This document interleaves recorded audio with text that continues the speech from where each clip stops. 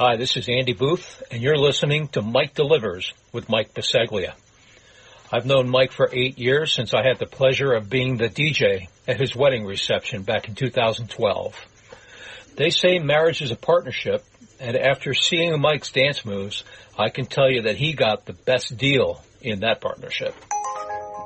Need more Mike Delivers? Head over to patreon.com or download the Patreon app and type in Mike Delivers. Get a full catalog of bonus podcasts like the one time Mike crashed his wife's 2007 Toyota RAV4, behind-the-scenes videos, and more food reviews. Go to Patreon and check it out now. My name is Mike Biseglia. I'm 37 years old, and I use the Lawnmower 3.0. Use my promo code, Mike Delivers, all one word, and you can get 20% off plus free shipping on your own Lawnmower 3.0. What is the Lawnmower 3.0? It is an electric trimmer that cleans your ball hair. I recommend it, I use it, and it's helped my life tremendously. As a 37-year-old that's feeling bad about himself because he turned 37 and the age has turned a corner, the best thing I have going for me right now is the Lawnmower 3.0. Use my promo code, Mike Delivers, all one word, you get 20% off. You can even have mine. You can have my used Lawnmower 3.0.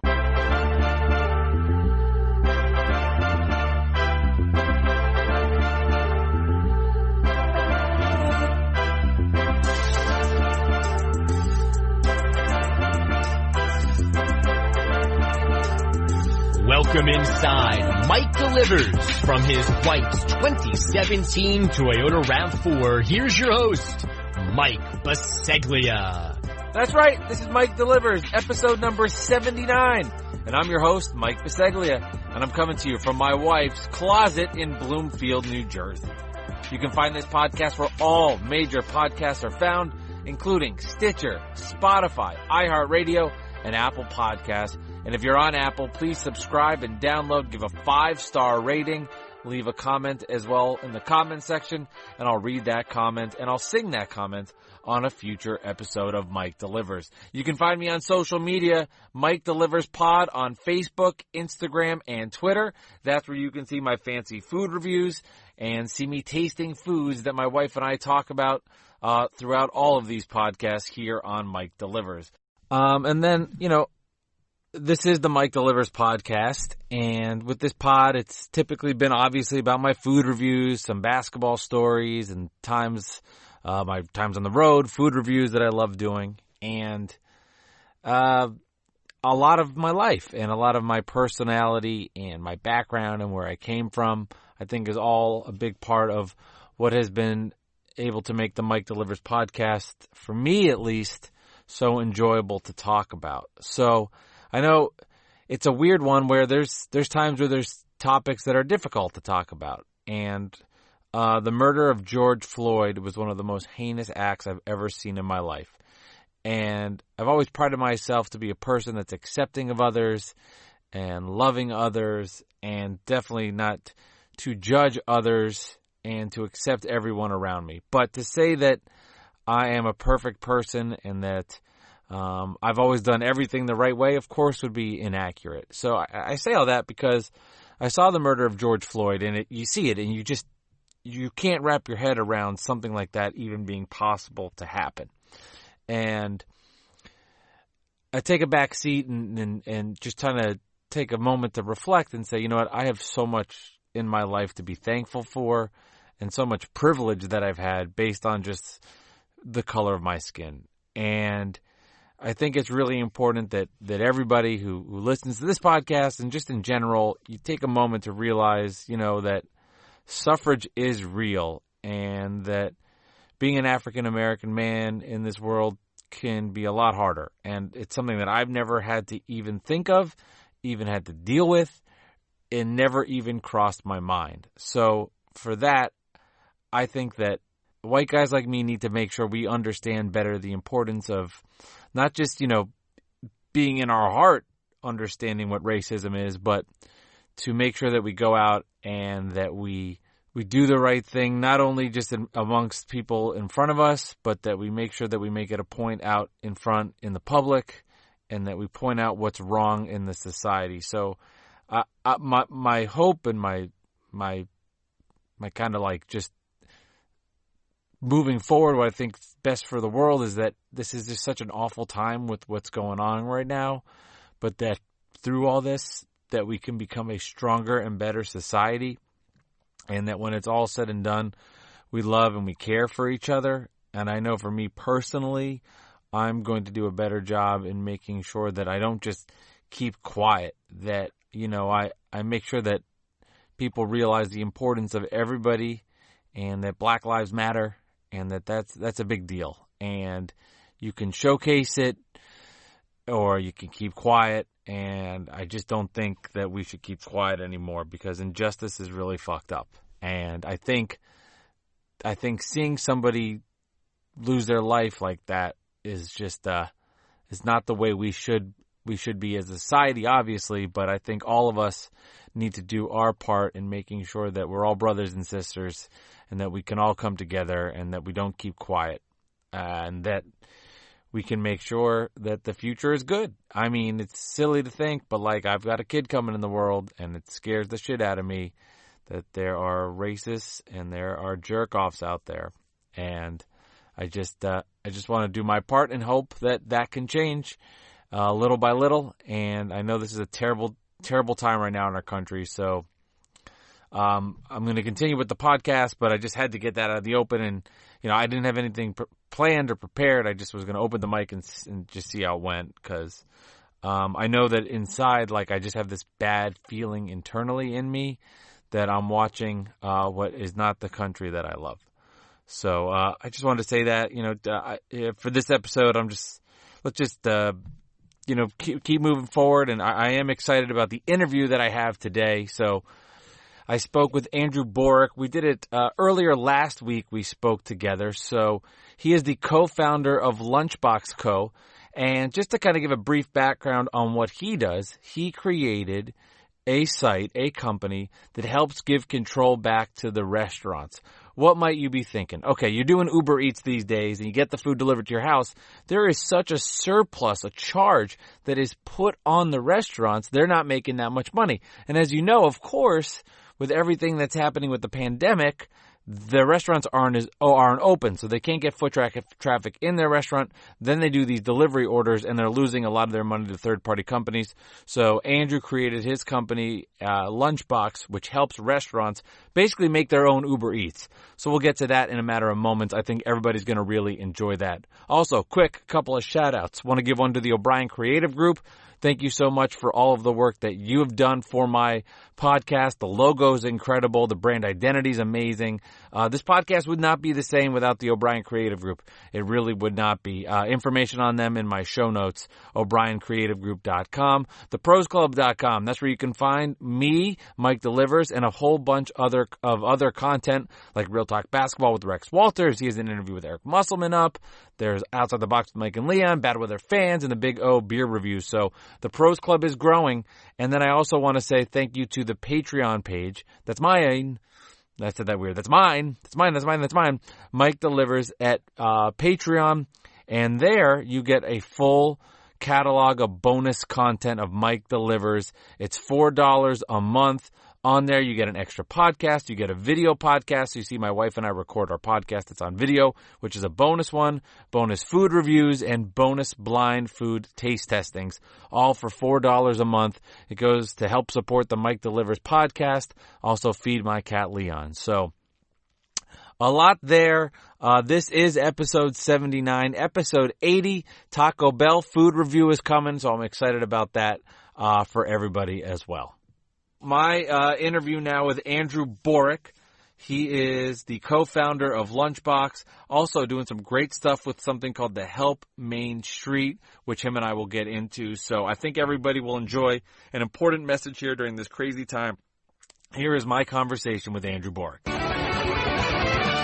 right, it's a Mike Delivers podcast, and I've been excited. I've been talking about this the last couple of weeks as I want to get into this. As the landscape has been changing due to the pandemic, due to the coronavirus, the way people are ordering food. But before any of this happened, Andrew Boryk, who is our guest, he's the co-founder of Lunchbox Technologies, and he's been ahead of the game, and especially with what's been happening now, what he is doing is even more important than ever. So, Andrew, thank you for coming on Mike Delivers today. We appreciate it. Hey, thanks for having me. Absolutely. So we were supposed to meet and get together a couple months ago. I was actually going to go into your offices. We were going to record there. We were going to do the podcast. And then, I mean, just everything went haywire with the coronavirus. I was like, it's probably not a good idea for me to go into your office. Found out a couple of days later I had COVID-19, so I'm glad I didn't. But a couple months later, here we are connecting. So I'm glad we could finally talk and get into your company, the co-founder of Lunchbox, and explain to the audience. I'll give a little tidbit here, but basically what you're doing is you're helping restaurants become their own Uber Eats, become their own DoorDash, so you're making it easier for them and for the customer to get their food. Correct. Yeah, that's a great way to put it. So if I was going to talk about Lunchbox and explain it, I would say that Lunchbox, we talk about ourselves as a Shopify for restaurants. What that means is that we work with brands like Bear Burger, like Sticky's Finger Joint, and more on everything that's entailed with their online ordering as well as their loyalty. So they're white-labeled apps, white-labeled kiosks, websites, and catering systems, and much more. So everything that's helping them have their own online ordering site, because as it's becoming more and more apparent, there's a lot of fees that are being taken out of the Uber Eats and DoorDash, Grubhub orders, that's taking away from the restaurants. And what we do is we enable them to have their own sites. So that way, when you're ordering from them, like let's say you go to bearburger.com, you order directly from there, all your food is going, all your money is going directly to that restaurant. So yeah, that's basically just everything.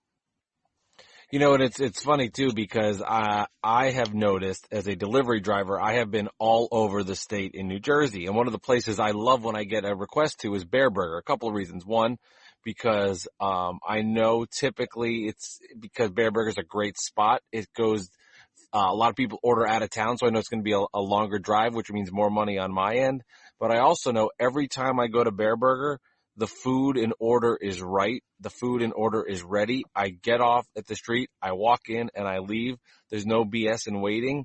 So the system that you have in place, and I can only speak for the Bear Burger in Montclair, New Jersey, it's impeccable and it works every time. What is some of the parts with the app that from when I go into Bear Burger, why is everything just seem to be always perfect and on time and ready to go? Yeah, well, I think a lot of it has to do with our system is a system built, by restaurateurs for restaurateurs. Our CEO Nabil, he went from busboy to CMO at Bear Burger in 10 years, and he's been really driving force in terms of all of our features and functionalities that are aligning with exactly what restaurants need. Myself, my grandparents were in the restaurant industry, working, operating, owning for over 40 years. So we all bring our experience into the platform, and that's why you'll see like such great end user experiences, whether you're a restaurateur, whether you're a customer, or even delivery drivers, where you feel like everything is just in sync. And that's really what we want to do, is provide like a frictionless experience where an order, the reason why I said all your food goes directly to the restaurant before is because when you place an order on Grubhub or Uber Eats, typically it goes to a tablet that's sitting on the side there. And unless you're paying for a service that's taking that order and sending it to the kitchen, a lot of times somebody is punching in that order or like has to see that tablet and understand that that's there, which causes a delay. Obviously, that's why you'll see sometimes on the apps that it'll say, your restaurant has confirmed your order, because before that they didn't even notice it. So yeah, when an order is placed on Lunchbox, it goes directly into the kitchen immediately. So somebody starts cooking it, like once you press place order and you get a confirmation, somebody in the kitchen gets a notification saying, hey, start cooking up this burger. So that's one way that we've really tried to make sure that this is as frictionless as possible. Another way is also with, you think about COVID-19 and what that's done for with food industry, is that now there's contactless delivery, there is curbside pickup. So a lot of those features we introduced very early on to our system. So that way you can feel like that, you're still getting your food the same way that you did before, and that you don't have the disruption that's obviously being caused by this pandemic. So there's a lot of small little features that we've introduced into our system to kind of ease on that. And you'll see a lot of online ordering sites are now starting to adapt more flexibility. It's funny because it's such a simple concept, but I can't tell you how big of a difference that is when the order goes right into the restaurant. I can't tell you how many times, Andrew, I've been in a restaurant and I've seen the tablet, right? And this is what drives me crazy. I've seen the tablet and I know that the person needs to go to the tablet, but I feel like I can't be I feel like as an Uber Eats driver, I can't go into a restaurant and be like, excuse me, you've got to go to the tablet. There's an order there. I feel like I can't go in there and then direct them on how to run their business. But it's true that happens so much. It's crazy.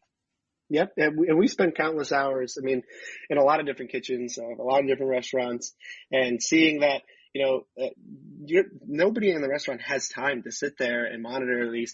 Sometimes it's not even just one singular tablet. It's this whole wall. Right. Because there's one for delivery.com, one for DoorDash, one for Uber Eats. So, nobody has time to be sitting there. People need to be on the floor. They need to be in the kitchen. They need to be servicing customers. So it's totally a barrier for the customers to get their food on time. And you said when you guys were going through all of this, you've actually done a couple of deliveries yourself. So you hopped in the car just to see what the process was like for the delivery drivers. As a veteran Uber Eats driver, curious to get your take on the experience that was delivering food. Yeah, no, I've sat along with DoorDash. I've sat along with Uber Eats. I've sat along with a bunch of them, just because, I have to understand what this experience is like on the other end. And, certainly when we are coming and picking up those orders, even as you're, it's not just about picking it from the restaurant, but also getting the food to that customer. Is a critical part. I feel like we spend a lot of time either waiting in the dining room of a Five Guys, or spending a lot of time waiting at the door of a customer because maybe they weren't paying attention. And so we've introduced a lot of touch points with the customer. Let's say you're looking at their app. And you place an order, they're getting email confirmations, they're getting push notifications, text messages where applicable, and then also you have a direct line of communication with the customer as a delivery driver to be able to call them, but and track your order along the way. So you want to introduce a lot of those kind of features that you'll see in the online ordering and the delivery platforms. But also, since we have a direct line of connection with that restaurant and with their kitchen, we have a better understanding of when that food is going to be ready. It can give you an accurate wait time. So that way you don't start take a shower or start rearranging your bookshelf while you're in the middle of an order, and then you're the delivery driver's coming and they can't get in contact with you. So so there's a lot of things that we try to make sure that you're in full communication with the customer. Yeah, that timing thing is big when you can get there and the food's ready, or it hasn't been waiting too long, so the food's not cold, or the driver is waiting. I did a pickup order at a local Greek restaurant in Montclair area, and I got the food and I drove to the person's house. They lived in Newark, so it was about a 15-minute drive. It was a one-way. It was a two-way street, but it was a small street, so it was if a car had to come through, it was a pain in the ass. Get there, woman tells me, can't get a hold of her. She goes, I'm in the shower. So that's actually happened where somebody was in the shower. I had to wait 5 minutes. She comes down. She's in a robe. Her hair is just drenched and wet. And it was like, here you go. Extremely awkward, extremely uncomfortable, but just little things like that. And then I don't know if maybe she should have been doing a better job paying attention. But when you said the push notification thing, that to me is huge, because just to get a little awareness, 5 minutes away, 3 minutes away, that goes such a long way in helping out. And as you mentioned, just so that the delivery driver, restaurant, and person can all get connected at the same time. Correct. Yeah. And, even looking at the experience that you were just talking about of somebody's taking a shower and all that when you're trying to deliver to them, there's been so many times that I've seen, especially when I was, driving and riding sidecar, that there's just some sort of complication that's happening between the restaurant, it's happening between the delivery driver and the customer. Maybe something is left out, or that you can't get a hold of someone. Now you have a delivery driver sitting there with an order, and they're saying like, well, I gotta get rid of it, or they have to contact support or something like that. Since, having your own online ordering system, you can leverage your own drivers and take a little bit more control of that as well. But we also do collaborate with a lot of different delivery providers.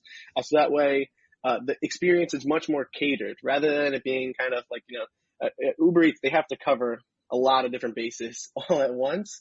But with, a restaurant's own online ordering system, they can get something a little bit more custom solution. So that way, let's say they need a specific type of delivery note, for their location, or something like that, that'll tip off the drivers that like, oh, hey, let's say the location is inside a mall. That can especially be difficult because you're like, oh, what floor is it? You're riding escalators for days. So, yeah, sorry to interrupt you, Andrew, but it's funny you say that because you're talking about all these like scenarios where things don't work as well, but I've experienced them. I've experienced the mall where you get to the mall. I was at for people listening all over the country, there's a huge mall in New Jersey called I think the Garden State Mall. And I had to go do a pickup there.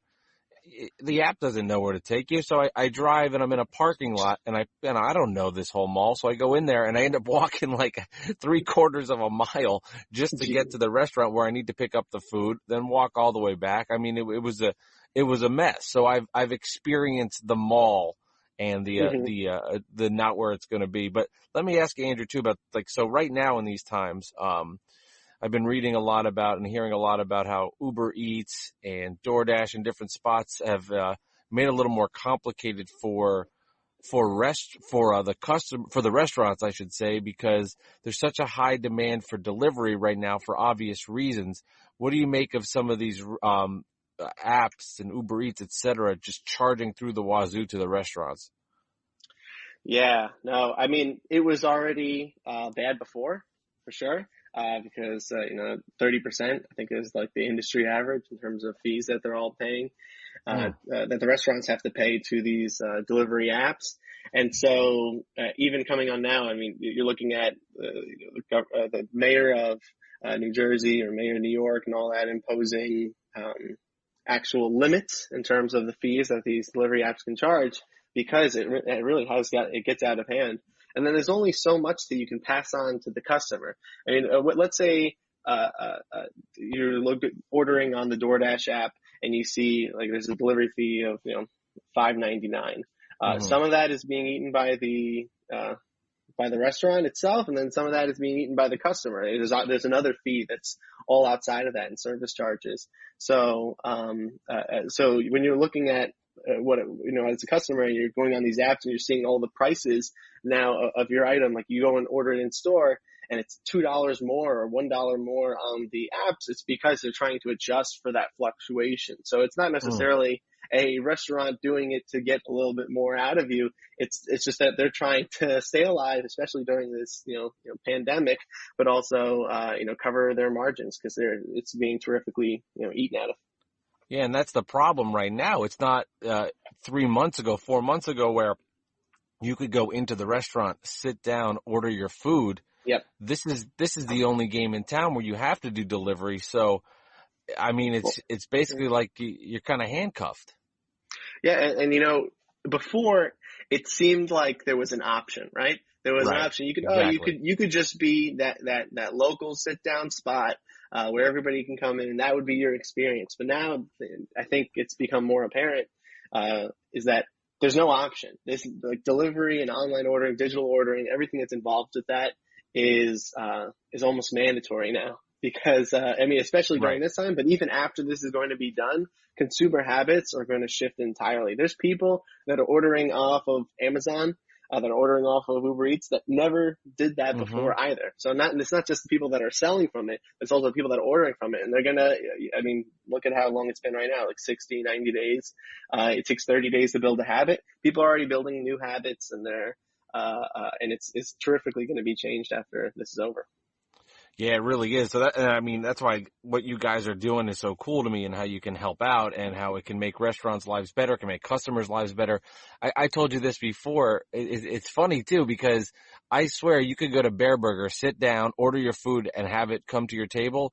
You could, in theory, if you lived close enough, I think with your app, with what you guys are doing with Lunchbox, you could put an order in and have the food at your house before you theoretically could if you were in the restaurant. And now, granted, you got to be living close enough to the restaurant, but because it's so quick and goes right into the kitchen, I think theoretically that's possible. Yeah, no, I think that I've seen it myself. I live only a couple blocks away from Bear Burger in Forest Hills, and so it was a great. As we were testing out, and when we launched with the Bear Burger app, it was a great opportunity for testing for myself and being able to see. I placed an order, and in 15 minutes, it's at my house. You know, sometimes like that kind of service, especially since it's just so frictionless at the restaurant side, is that they're able to take your order, and sometimes it's a reorder, so they can see that, you know, hey, you're the same customer that came in that from before, and be able to say like, oh, okay, you know, this is let's say you were able to track that this is a high value customer, or this is somebody who's ordered from you a bunch of times. This is a loyal customer. You can offer, you know, so, you know, a better experience from there, you know, drop something in the bag, for them, out of appreciation, whatever it might be. I've seen other restaurants do a lot of stuff I've certainly ordered from and did some delivery myself, for a lot of these places. And, yeah, I think that, what the delivery apps look to be like, you know, they're an extension of the dining room of that restaurant, and they're trying to make sure that it's as catered as possible. And then how does it work as far as the delivery drivers themselves? Does a restaurant need to hire some extra staff, or how does that work so that once the order is placed, the food actually gets delivered? Yeah. Well, there's one side of it where you could, you know, the restaurant certainly could have their own delivery drivers, and we work with a bunch of different restaurants that do their own delivery, just because they want to be able to like kind of own that process and make it as, you know, friendly and personalized or as controllable as possible. And then, we also work with, you know, different, systems like Relay, Bring, Deliver That. There's a whole bunch of services out there, like companies out there that just do delivery fulfillment, or delivery management. So, so, you know, there's more than just one option. And I think that a lot of, restaurants, as long as you're paying, you know, less than, you're paying 10%, like restaurants are expecting to pay like 10% on, towards delivery. Then it's becoming like, you know, more viable for you to have your own system. And these like companies that are out there right now that offer delivery as a service, definitely make it possible. And we're going to talk about helpmainstreet.com in a second, but I'm going to put you on the spot here. Your toughest question of the day. So get ready for this. If you are getting Bear Burger, what are you ordering? Well, all right. So I think that the best way to describe my relationship with Bear Burger is that a Lunchbox is just a front for me to get free Bear Burger all the time. I think that's it. I've ate a Bear Burger since it opened. Actually, I had somebody in high school that introduced me to Bear Burger, and I growing up, my first burger I had when I was in high school, because I had a eating disorder. And so when I first tried it at Bear Burger, it was like, and I was eating ostrich burgers, I was eating elk burgers. Everybody was confused. They were saying, this is the guy that was eating hot dogs every day of his life for 12 years. And now he's eating ostrich. So that one was certainly my favorite. I think just also, one, because it was delicious. Ostrich. I don't know if you ever had ostrich before, but it is like the best parts of turkey and the best parts of beef, like combined into one spot. Sounds good to me. So, yeah. So, that was my favorite also because it came close to my heart. But if I was ordering Bear Burger right now, my typical is the Buckaroo. For anyone out there, the Buckaroo is sauteed mushrooms, sauteed onions, beef. You can get it on the brioche. I get it with the sprout bun. I like to mix it up a little. But it is and the smoked sauce. The smoked sauce at Bear Burger is my best part. I can get that bottled up and delivered to my house. If they had that on the shelves, I would be buying it every day because it is the best. It's a barbecue sauce. It's really solid. Awesome.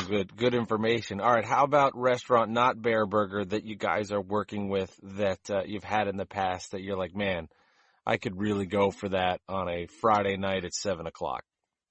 Well, I'll tell you what I've been craving lately. So there's this place called Sticky's the Finger Joint. They're in Manhattan, and they're also in New Jersey too. So I'm in Queens, and I'm quarantined out here, and I'm thinking about their chicken and waffles that they got over there. Oh my goodness! There's one. There's the chicken waffles. There's this like caramel kind of like honey drizzle. I don't know exactly what it is. There's a drizzle, and then there's also these graham crackers that are on it. And geez, man, I've been thinking about that a lot because it's been a while. It's been a while, but that's a really solid dish over there. So yeah, Sticky's Finger Joint, definitely recommend.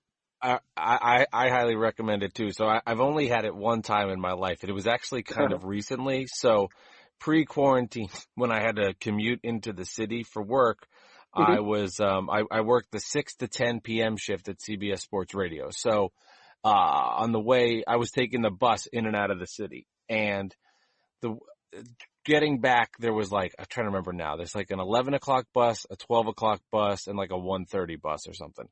And I remember I had to work a little late, so I'm like rushing to make the 12 o'clock bus, and I missed it by like 1 minute. So you're in Midtown Manhattan. I've got like an hour and a half to kill. I'm like, this is a nightmare. This is a nightmare on like a Tuesday. But I found some of the chicken, and I was like, I'm starving. I went in there, and I was like, you know what? Maybe it was okay that I missed my bus and I have to sit in New York City for another hour and a half because I had that chicken, and you're right. It was life changing. I was like, oh my God. This is unbelievable. Yeah, they make it real tender over there. And I don't know, their combinations, because they have, I'm a man of a lot of particular, combos when you get, they have, they have this Thai fiesta, over there that's also, really, really good. There's like a mac sauce that's on it. So yeah, I don't know. My mouth is watering thinking about it. It's only the morning.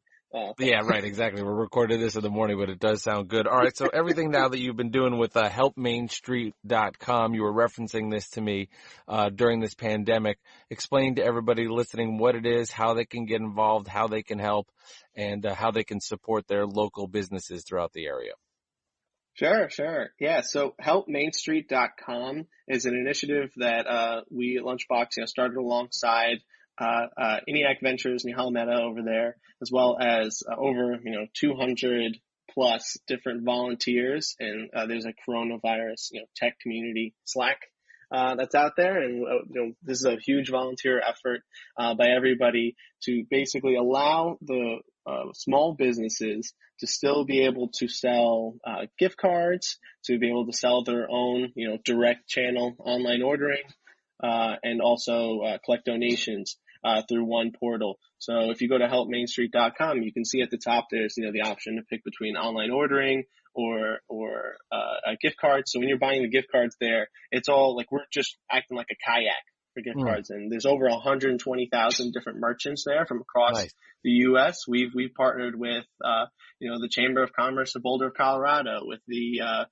mayor of Hoboken, with actually we got tweeted out by the governor of New Jersey about us, and Jack Dorsey from Twitter. So it's a huge initiative within our community to really say hey, we need to help restaurants, we need to help small businesses, we need to help merchants all stay alive during this COVID and make it out past this. And also we partnered with Stella Artois and Eva Longoria on their Stella Sessions at Home. It's all about cooking at home, but also they also promote Help Main Street and order from your local restaurants, buy gift cards. Because when you buy a gift card from a restaurant, it's like a no interest loan. The restaurant gets money now, and eventually you get to have a meal with it. So it works both ways. And then direct ordering. I think we've talked about that quite a bit. But when you order directly from the restaurants, you're helping them tremendously as well. So that's Help Main Street. Is what we did there. We've to date raised over estimated like $450,000 through our system for restaurants and small businesses and merchants. So yeah, definitely recommend if as a call to action, you check it out. But also, you don't even have to buy something. If you know a small business in your area that is offering gift cards, that's offering online ordering through themselves, and you want to get them listed on the site, there's actually a form on the top where you can fill out and you can submit that business, and within 48 hours we'll get them added to the page. That's how we've been able to. In the first week we got to 20,000 small businesses, and now we're at over 120,000. So we do it through the help of people who are working directly on it, but also from listeners like you coming on to the site and submitting your favorite local spot that you'd like to keep around.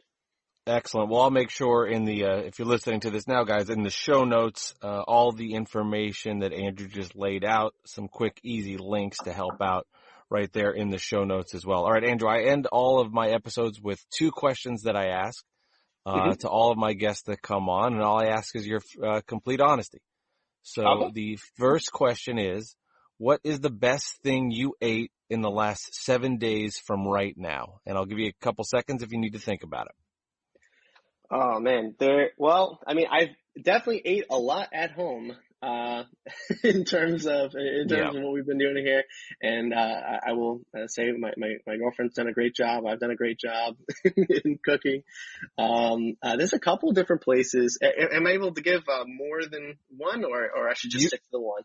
Hey, if you want to go for the next hour listing restaurants or listing meals that your girlfriend made, the floor is yours. I will not stop food passion on Mike Delivers. That is something that I will not stop. Go for it, man. Well, yeah, for the sake of not having people bang on our doors and asking us for a meal, I'll shout out definitely some restaurants that are out there that I've been really liked. So there's this place called Homemade Taquiera that I've been really liking lately. I mean, they're located in Queens, and they serve tacos, they serve quesadillas, they got great nachos. But those tacos, man, they have a steak taco that it's definitely been a saving grace. We look forward to Taco Tuesdays because I'm like, oh man, I count the days around how many days it's been since Taco Tuesday. So, awesome. They're definitely the spot that I'm looking to try to keep around, because I know I found them from this, during all of this, and, they've certainly been a kind of a favorite. There's another place that I ate from recently that I really enjoyed their subs, was called Holy Schnitzel. That was in Flushing and Queens. And, I've been really liking their subs too. I don't know. I think that I like that a lot just cause I totally ordered from there for the first time the other day, and everything was piping hot when it came to me. Nice. All of my notes and all that I put on the order were all direct because I'm kind of particular in some places, and and everything was really well packaged. So I talking not just about the food but also about the experience. I really enjoyed that one too. But yeah, those are 2 spots that I've been ordering from lately that I really enjoy. Hey, no, I understand with the notes section, man. Like, I hate mayonnaise. I despise mayonnaise. So if I put an order in and there's something that has the mayo, I mean, I'm opening it up, scraping it off, like trying to salvage the meal. Oh, man, I've been there. Get that? I hate that. So I hear you I've been there. I had somebody put blue cheese dressing on something. I'm not a big blue cheese dressing or Gorgonzola fan or anything like that. I had them put it on, and I'm like, geez. Now I'm going to spend the next 10 minutes scraping off the bun. Is it worth it? Is it worth it? Yeah. And the case too, if you do that, you're going to always miss a spot. So, and it's going to spread out. So you can do the best work you can, but ultimately that smell, that flavor is still there, and there's nothing you can do about it. Or you're going to get through all the bites and you're on the last bite, and somehow that little bit that you missed is on that last bite, and it's kicking you as it's coming out. It's saying you think that you're over with this meal, but you're going to get some of this blue cheese. Yeah, exactly. All right, Andrew. And then the final question here on Mike Delivers: if in 6 months from now, let's just say the quarantine is over and we're back to real life. This question is definitely a little different now since the pandemic. But six months from now, you're getting married, you're sending out your wedding invitations. Am I invited to your wedding? Oh man, that's a good question. I hope that, my girlfriend would certainly, if she's listening to this, and this is going to put me in a tough spot, she's going to say in 6 months she's getting a wedding and you're the reason why we're getting it. You're 100% getting invited. So I would certainly say you would be, if in 6 months we were getting married. Awesome. Andrew, thank you for the time on Mike Delivers. I appreciate it.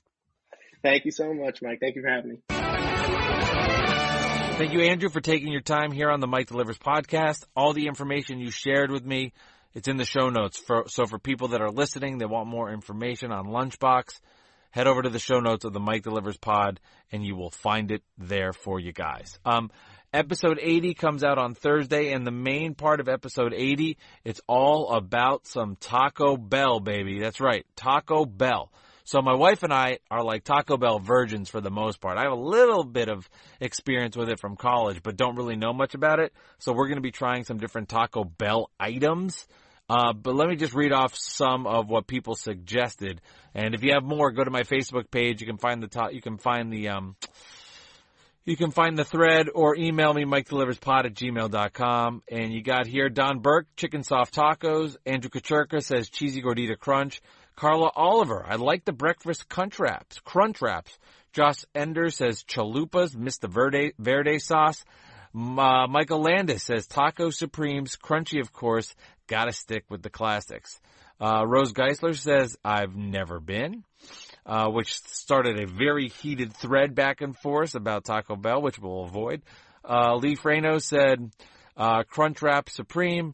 John Angotti goes, me either, meaning he doesn't like it. Billy Jacques says the cinnamon bites. I like that. Rick Baseglia says he got a water there.